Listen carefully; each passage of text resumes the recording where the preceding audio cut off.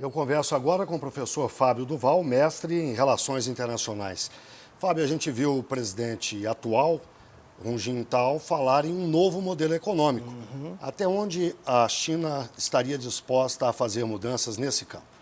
Na verdade, no campo econômico, é uma necessidade do governo chinês hoje manter o crescimento econômico, que já desacelerou em relação às 2 décadas passadas, com a garantia da estabilidade interna. E isso requer, em grande medida, diminuir o controle governamental sobre setores chaves da economia chinesa, como é, por exemplo, no caso do setor financeiro, e que determina, em grande medida, o financiamento dos investimentos dentro do sistema chinês. Essas mudanças, de alguma forma, poderiam afetar o Brasil. Hoje, o nosso maior parceiro comercial é a China.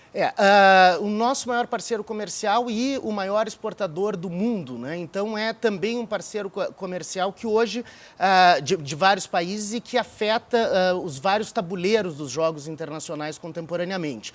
Mas, de qualquer forma, essas transformações na China, a menos que haja um revés no controle político que tem o Partido Comunista Chinês sobre o país, em grande medida pelas demandas da sociedade de uma maneira geral, não tende a ser uma mudança brusca que possa afetar os rumos da economia mundial e, no caso do Brasil, especificamente.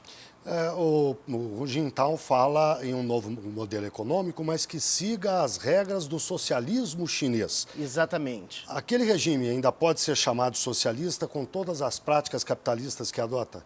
Desde do final dos anos 70 já há uma gradativa abertura da China com os processos de modernização e que inclusive se cunhou o termo economia socialista de mercado, né? O que à primeira vista nos parece deveras contraditório.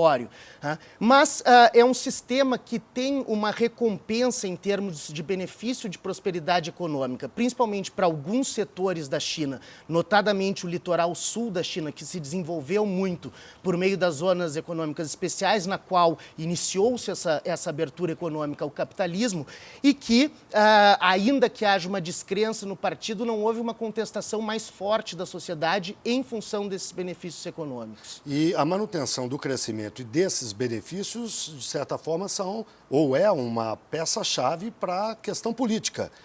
Sem sombra de dúvida. O governo fala também em mudanças políticas lá?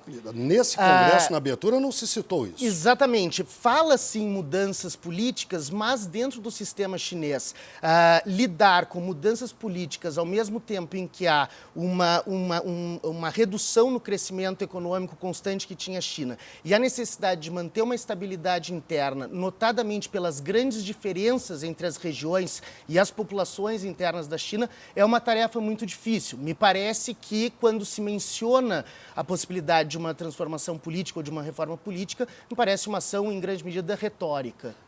Já se falou muitas vezes que a China, em 10, 20, 30 anos, às vezes a previsão varia, seria a maior economia do mundo e teria um papel muito mais importante do que já tem. Sim. Essa previsão se mantém? Há um grande problema na China que passa por incluir dentro de uma economia da terceira revolução industrial mais da metade da sua população que ainda vive no campo. Então, as disparidades dentro da China são um grande problema, inclusive dizendo-se contemporaneamente que a grande questão de segurança na China trata-se da segurança interna e não simplesmente uma questão de defesa que poderia levar a considerações sobre a ascensão de uma nova potência militar do mundo. Os gastos e as preocupações da China deverão ser, nos próximos anos, internos. Muito obrigado, professor, e uma boa noite. Boa noite, obrigado.